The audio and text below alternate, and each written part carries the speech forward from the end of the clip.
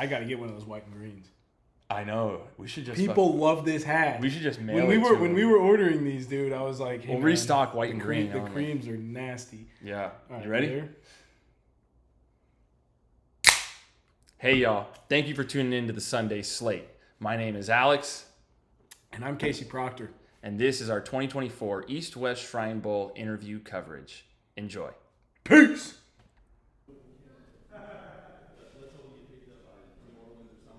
Man, 50% indoors. Fuck them elements. You can roll right over here, brother. We got a hat. Perfect. We got a hat for you. Perfect. We're rolling already. Shit. This is you, man. Well, I mean, I kind of want to throw it on. My hair's not looking too hot, dude. so. For sure. All right. There he is, baby. Yeah, we look great. Big. Here we are. Cam Little. Sit on down, dude. So last year, we got to hang out with these guys. This is our second year at the Shrine Bowl. Okay. First off, congrats. Thank you. It's an all-star game. Yeah, it's really cool. So to see you guys going up against the best of the best in college is super cool. Last year, we got Jake Moody. Dude, Ball player. Ball player. Hey, yeah, no yo. wonder the 49ers picked him up in the third round. He's a ball player. Right? So we're hoping you get picked up in the second. The road to day two. Come on. Right. Come on. Right. But even just seeing Jake on the sideline, man, you just get an appreciation for how cerebral your job is. Yeah. And so, with a beautiful SEC, I mean, you look at some of the stats you got. Weren't you perfect from PATs? Yeah. I believe unmissable PATs and like 80+% inside of 30, 80+% inside of 40. And this year, 4 or 5 from 50+. Yeah. That'll get you paid on Sundays. Let's go, man. Swinging on. I'm trying to prove this thing or what? Yeah, I'm ready to show them what I got. Obviously, I've had a pretty good week here at the Shrine Bowl. Kicked well in live period, made it 56-yarder in 2 minutes the other day. It felt pretty good. Let's go, so dude. feeling good. No, but yeah, I think that was a part in my career where I kind of took serious was inside of 40.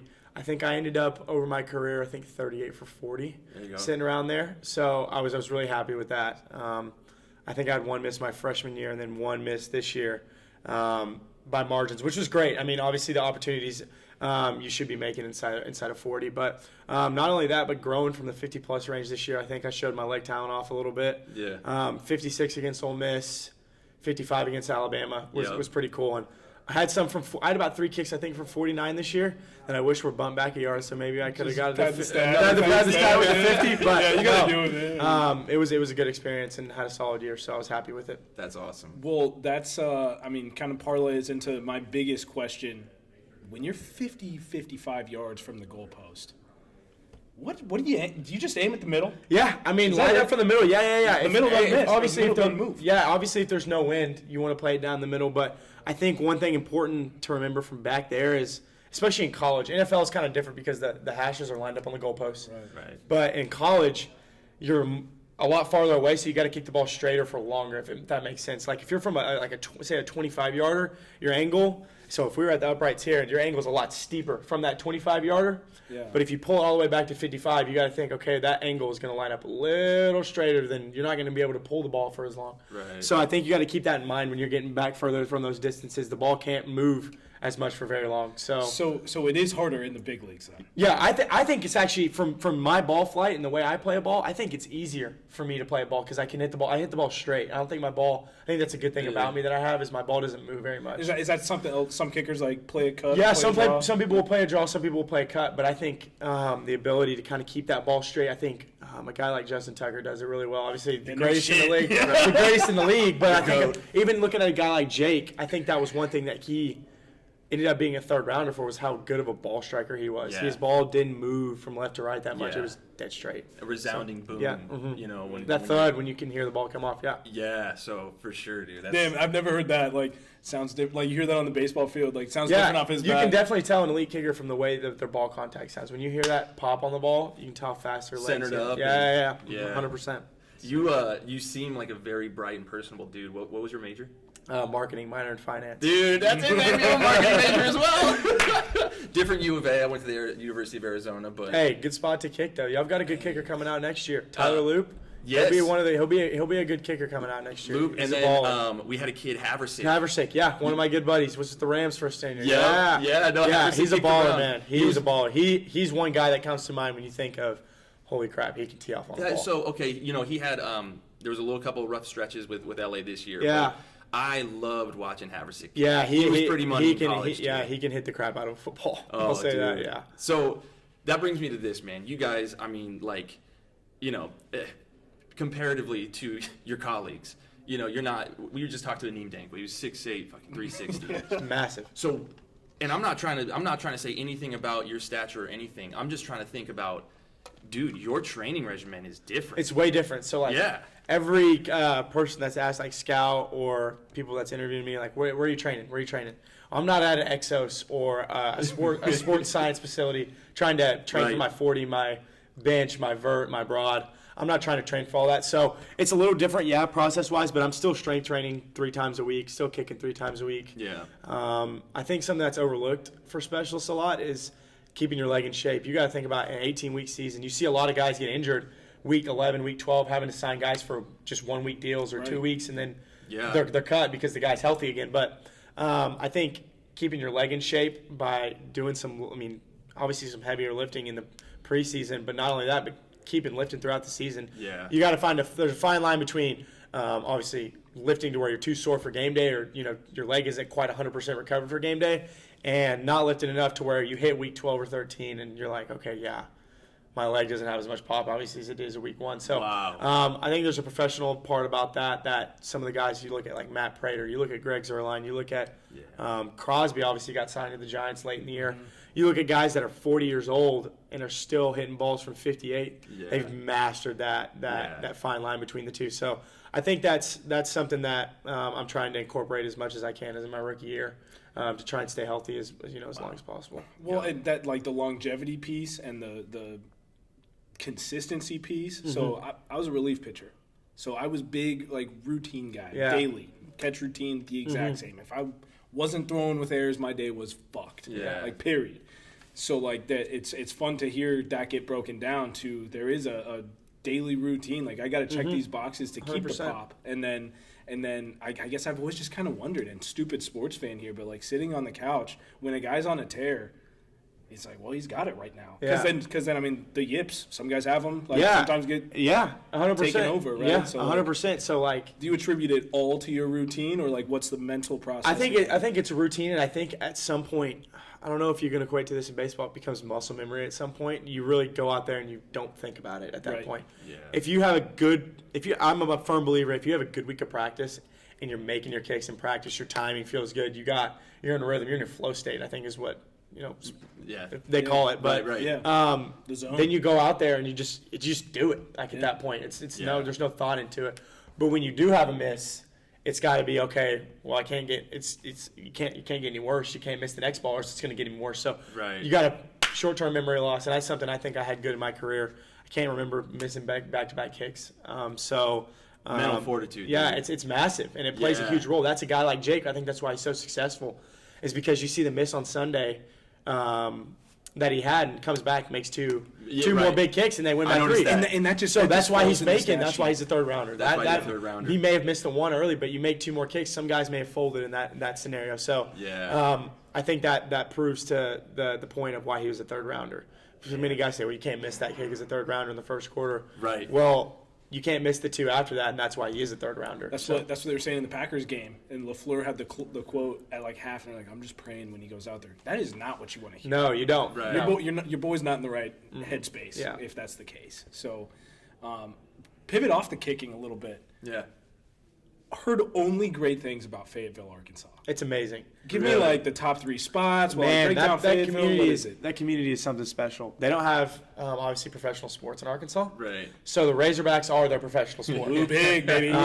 Bud Walton gets. I'm going to put that as one of my spots. The Bud Walton Arena on a good basketball. We're having a little bit of a rough season this year. But in past years, it's been unbelievable. That place gets rocking like any other place. Storm the court. I've been there when they stormed the court twice. That's awesome. So that's obviously a really cool experience. That's college, man. Yeah, especially seeing it on the athlete side of it, because you don't get to experience that. If someone storms the field in the football, you're on the football field. Yeah. But as a student, you get to experience that. So I kind of got the student vibe. Break loose. On the basketball arena. And then I think there's a hiking. There's a lot of nature oriented stuff in Fayetteville.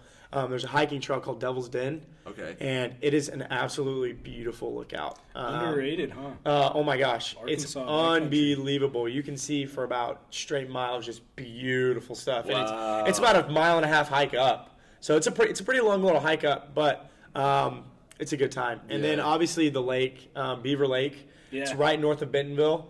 I'll never take those leg days for granted with my teammates. Those were some of the best times. Y'all get out a lot. Oh my gosh, yes. Go out there, surf, have a good time during the summer, man. It's unbelievable, and I'll never take those times for granted. Those were some of the funnest memories I've had in Fayetteville. Yeah. Obviously, off the football field, we're going out there. It'd be 8 o'clock at night. The sun's still out, and we're surfing till it gets dark. That's so awesome. It's so fun. Dude, growing up in Wichita, Beaver Lake, Ozarks, Table Rock, the Midwest. Table Rock, another great lake. Yeah, dude. So, awesome. So let's talk about like kind of the lake days. Who are your top 3 dudes that absolutely made your time at Fayetteville? Shoot, man, I got to throw my other kicker buddy, Vito Calvaruso, in there. Okay, that sounds like a partier. Probably my best friend. Was the kickoff guy there my freshman year. Okay. Ended up transferring to Wisconsin on scholarship. Only kickoffs? Yeah, he only did kickoff, and then transferred to Wisconsin, did both, got injured, came back to Arkansas, so now he's competing for the job this season. So he's one of my best buddies. Jake Bates, he actually just got picked up by the UFL team, the Panthers. Cool. Probably one of the best field goal guys I've ever seen really? in person. Yeah, didn't get to kick field goals in his stint there. Competed. I ended up winning the job, keeping the job my sophomore year. But a great field goal kicker. He's elite. I think he will end up in the NFL at some point. I mean, he went to preseason with the Texans last year. And he just ran into Cam Little. Yeah, he's a ball player. That's awesome. It's good. It's good that you guys were able to have such a good relationship. Yeah, and then I got to say one of my lineman buddies, Brady Latham. Okay. I met him my sophomore year. Obviously, I'd met him through the football team and stuff my freshman year, but sophomore year we got really close. Ended up moving in with him, and he's actually coming out in this draft class as well. He's a guard and probably one of the most professional guys I've seen in college. The way he takes care of his body, his weight. Linemen are crazy about their weight. We'd be wanting to go out in the lake in the summer and play golf, and he's like, dude, I can't go out there. I'll sweat too much. I can't gain that weight back. I was like, you have to eat a ton. So he's like, dude, I can't do that. And I was just like, man, all right. Well, so I have to go out there with all the other guys. So those guys, Turks, baby. Yeah, those guys definitely made my tenure at Arkansas. That's awesome. Livable, man. Those guys kept me in the right headspace my whole time there. Were supportive of my career the whole time, even though I had to compete against 2 of those guys. Yeah. Those are 2 guys that are still my best friends to this day. So what a brotherhood, man. That's super cool. You got some teammates out here. I don't think Bo made the trip. No, he's in Mobile. Mobile, yep. Right, but baller too. Okay. Great, someone that takes care of their body professionally as well. He's a baller. Those linemen over there, man, they take care of it. And if they really want to get after it and they really care about it, they'll take care of their body like that. But yeah, we have Dwight McGlothern. Nudie. Baller, yeah. Why do you call him technician? Nudie? So, crazy story about this. He'll tell you about this. So, this is why we're here. When he was young, he used to run around in his diaper when he was like really, really young. And he's like, dude, I was like, dude, why do they call you Nudie? And he's like, dude, when I was young, I used to run around my diaper. I used to take my diaper off, and I'd run around the house naked. And so his parents nicknamed him Nudie. Nudie. And so his college career. It stuck with him. That is a sick nickname. He's a ball player. He's sticky, dude. He's a ball player. He's a technician. His hips are fluid as a DB. Sticks with guys. Makes smart decisions. One of the smarter DBs we had on the field this year. So wow. And then obviously the beast himself, Trajan Jeffcoat. I mean, that dude is a freaking stud off the edge. Easy. He's had some highlights this go around at the Shrine Bowl that have been like, holy crap, this dude's a baller. And you see that at practice. Yeah, he's put some people on their butts this week, so it's pretty cool to see my teammates around me doing good. I really want them to do well because I mean, obviously, I went through the whole 3 preseasons with those guys. So you build that brotherhood, and you just want to see your guys succeed. Yeah. All right, so from like the kicker perspective, you put so much meticulous detailed work into your week. What's your favorite position to watch on the field? You know, I can't not like O-line, D-line, one-on-one drills. I'm a big I love it because we're not contact at all. We're like a non-contact position. Yeah. So when we watch that stuff, I love watching the swim moves. I love watching the pancakes. I love watching all that. That's so cool to me because I think it's so hard to play that position. I do. You got a 6'8", 330 guy trying to block a 6'6", 280 guy that's running 4'6", 4'7". Yeah, lightning speed. Like, that's insane to me. So I think it's just cool to see the freak athlete part of those two positions go after each other.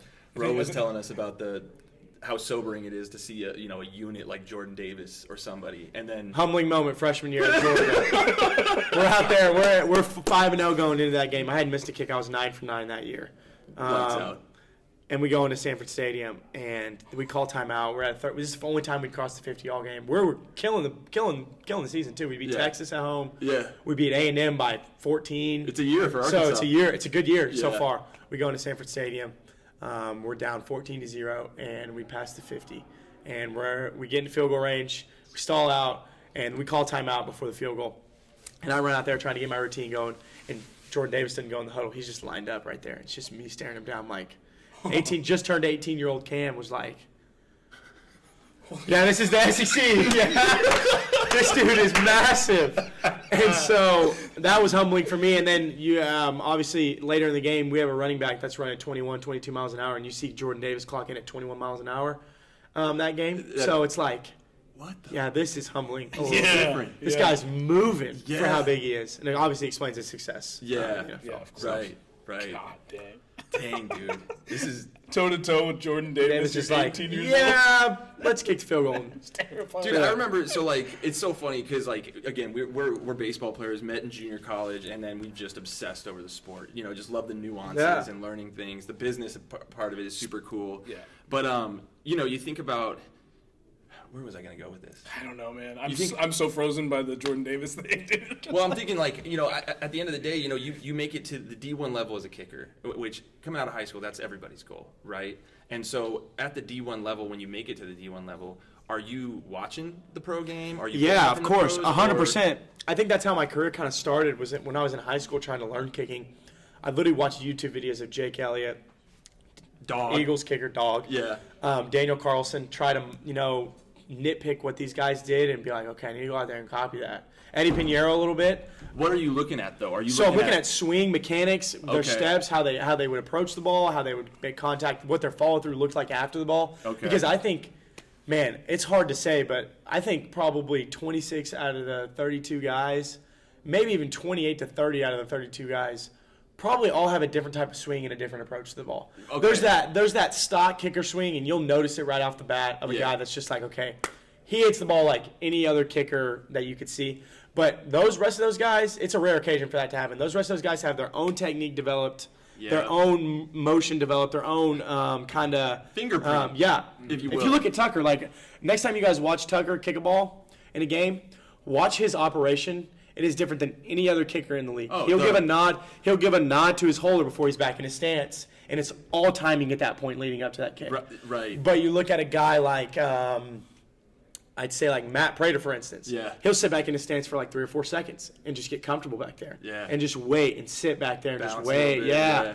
And so you look at guys and their different follow-throughs, and some guys use more hips, some guys use more quad. Yeah. So there's all differences, and I think that's what makes kicking so cool is at an elite level, at the NFL level, you got to find something and stick with it. Yeah. You don't want to be changing it all the time just because maybe it doesn't look as clean. Like you look at Harrison Butker, he's dang near doing a lunge after he kicks the ball, but he smashes the football when he does it. The shit out of it. So don't change that. There's no cute shit. It is to it and through it. Through it, exactly, 100%. So you look at guys like him that are having success with that. Stick to what you're doing. If it's not missing you kicks, just keep doing it. If it doesn't matter. Simple, that simple. That resonates with me because I remember, as a pitcher, I remember I'm sitting there and I'm doing my thing, and the minute I tried to emulate one of my favorites, Johnny Cueto, I'm like, I can't fucking find the zone now. Exactly. And so to your point, that routine is so important. Yeah. Do you golf? I do. I reckon you're probably pretty fucking good. I get to really good in the summer. I think I Okay. pitched a 74 probably 2 or 3 times this past summer. But in the off season, my swing will get all out of funk. Okay. And if I can get about 4 weeks worth of solid work, my chipping and putting will take over at that point. Yeah. I can make up strokes from the green. I've got pretty soft hands when it comes to that. Inside of 30 is that flow state, right? Yeah, literally. Yeah. And truly it is around the green. I mean, like so many guys you see make it too hard, like they try to get. You can see a ball striker be as good as they want, but if they can't chip and putt around the green, I know it's a cliche statement, but. Yeah. If you can't see a guy that can chip and putt around the green, that's the move. Yep. What do you do in your free time? I mean, outside of training, like. Man, if I'm not training, I'm probably fishing, probably golfing, probably hanging out with my guys, watching either the McAfee show or something at home. Watching, Right. I do watch a lot of sports. Okay, cool. I mean, that's a classic cliche football answer, but Right. I do love to watch sports, and I like getting out of the house. I like doing whatever my buddies want to do, whether that's going to get food, whether that's going to Top Golf, whether that's going bowling. Yeah. Any of that sort of stuff. I don't like to say I'm not a homebody when I don't want to be. Yeah. I like to get out and do stuff. I like to always be doing something. That's awesome. So, and obviously I take care of my body outside of football pretty heavily. Right. Yoga, Pilates a little bit. There you go. I make sure and take care of it because this is the only thing I get. It's the temple, baby. So I got to protect it, right? Yeah, yeah. If it's going to be making me money one day, I'm going to do everything and Right. anything to make sure it's healthy. So. Dude, my wife took me to a Pilates class. And it's intense, man. My God. It's no joke. intense. Pilates and yoga is hard. I mean, it can be like, hard. if you're not in shape for it, then you're Yeah, not. your abs will be burning by the end of that. shaking. So Are you more of a hip guy or a quad guy? Hip. I think hips. I think you can say quads a lot all you want, but I think that timing of the hips creates a ball strike that a quad really can't Pull off. Yeah, Yeah. can't pull off. That's it. that's Cam Little. What do you do? Shoot from He the said hip. golfing, fishing, kicking, bowling. Guy just swings. Yeah, everything has to be. And dude, Hey, easy, because if you go to the wrong hotel, they'll be like, you swing? Yeah, unfortunately, we were in Frisco. This iteration of the Shrine Bowl. These parts. What were you gonna yeah. say? No, but like, I mean, back to like the quad and hip thing a little bit. You look at a guy like Evan McPherson. Yeah. The amount of snap through he gets through the ball is ridiculous, and I think that's why he's so elite. Is because he can repeat that motion every single time, and you see that, and you're like, dang man, that dude can tee off on a football. Yeah. You look at the elevation he gets on the ball. That's someone I kind of look up to in kicking a little bit, and I feel like we kind of have similar tendencies here and there. Right. Is that motion of just getting your hips through the ball? He's all rotation, and I think that's why he's had so much success. Is because he Right. can repeat it. So. Keep Dude, those hinges greased. You I can do think- it for a long time too. 100%. I think I learned more about kicking in this interview than I have my entire life watching football. Not It's pretty interesting. It's fascinating. And if you start really looking at, like I said, if you really look at guys on other teams and stuff like that, Yeah. you look at their swing, it's so much different. Like Right. Joey Sly literally just stays upright and just, I'm going to kick ball. Yeah. Big guys. Big caveman But kicker. you look at a guy like Blake Groupie for the Saints, he's 5'10", 5'11", 155, 160 pounds. Yeah. And he's team. He's swinging hard at the ball, but he's so good at what he does that he can just repeat Right. it. Cairo Santos was a guy like that. Yeah. Real short, a lot of action. Yeah, All leg. yep, 100%. Yeah. Dang. A lot of rotation in his swing too, but he's gotten so good with playing Soccer that. guy. Yeah, gotten so good with playing with that wind in Chicago that he can just He knows same it. ball every time. Okay, maybe last question. Doing lots of different things, like activities, like you're saying. Do you find parallels in any of your hobbies to kicking? Golf You and kicking are very, very, very, specifically? very similar. Yeah, yeah. You look Even at from a physics perspective. yeah, right? you look at getting stuck in your swing, getting your hips through the ball too Getting some too quick, separation, yeah. and not matching it up with your leg Yeah. is kind of like a push that causes that push, or getting too steep will cause Yeah. that kind of weak ball flight where it kind of just pushes right, or overcorrecting it, causing that hook Yeah. into outswing, really causing that hook. Can cause stuff like that. Trying to overswing, hitting that duck hook it's a big thing. Think of the face of a golf club as like your foot, Yeah. and think of the shaft as like your leg. I mean, it's literally the lower you get, the more elevation you can get. But Right. if you stay up and down, and you stop your follow through, you'll hit that lower ball flight. It's literally hand in hand. Dude. I'm so dumb. The next time I'm on the golf course, I'm going to picture my fucking hand. You know what I'm saying? I'm saying, well, especially with the leaks, or maybe not the leaks, but the run off the Yeah. ball. You know, like literally, this is the only thing we can pull from our athletic experience is when you're throwing. I mean, there's stuff that you do to make it leak or drift or Yeah. I guess pull and whatever. And so adjusting to that, to your point, Yeah. and knowing who you are, what your makeup and your routine is, and then solving for it for whatever scenario Yeah. it is. That is hard enough as is. Staying outside of here, like you said. Yeah, and it's tough athletic. because you want to balance that as much as possible, Right. especially if you see a guy that so we'll pull up Jake just because it was the most recent game. Right. You look at the 48 miss that he had is a little bit of a push, which in the NFL is not much at all because you're straight down the hash. Right. It's literally just kicking the ball straight, and you just barely missed it. But Yeah. you look at that and having to correct that from a 43, that's a tough. I mean, most kickers would call it the 40 to 49 ranges. We call it graveyard. That's like a kick where you've got the distance easy, right? But if you miss hit it just a little bit, right or left, it's like, okay, I can still miss this ball. Yeah. So it brings in that little nagging thing in the back of your head that's just like, okay, I could miss this ball if I don't stay locked in enough. And that motion of having to, okay, in your head, okay, I got to fix this because I just pushed that ball, but I don't want to overcorrect it too much when I'm pulling the ball. Right. So you have to just get that you have to find cues in your head to go off of on that next ball. So say, okay, maybe my jab was a little inside on that, so maybe I'm going to go a little more upfield so I don't push this ball as much. Right. Stuff like that to kind of tee up on. You got to kick a lot of balls. So. Yeah, exactly. And then there's a flip side of that where you're like, okay, I don't want to overcorrect this, and I don't want to keep doing this because then it builds bad muscle memory habits. Exactly. That's about the baseball thing. It's more timing than anything. Yeah. If your front side's going too soon, if you're not separated quick enough, and then you think everything's going which way. If you feel your hips are getting in line that time and you still miss the ball, then it's like, okay, what the heck am I doing now? Yeah. And that's where you really need to step back and analyze yourself and be like, okay, maybe let's not kick these next 5, 6 balls. Let's really analyze this and see what happened before I go out there, before I start building bad habits. Yeah. Dude. All right, Kim Little. Twice kicker big one. Show, kid. Come Twice on. kicker one, dude. We're really. Oh, look at that. That was 2 in a row. 2 in a row. We're really fired up about your journey, brother. Seriously. Thank you guys so much. That was a good interview. No, it was fun, dude. I appreciate the hat, too. Absolutely, man. Rock your hat, too. That white and green is sick. Hey, we'll get you next time we see you. We'll get you a green one. All right, man. Good. Thanks, guys. Ken, God bless, man. Good luck. You too, man.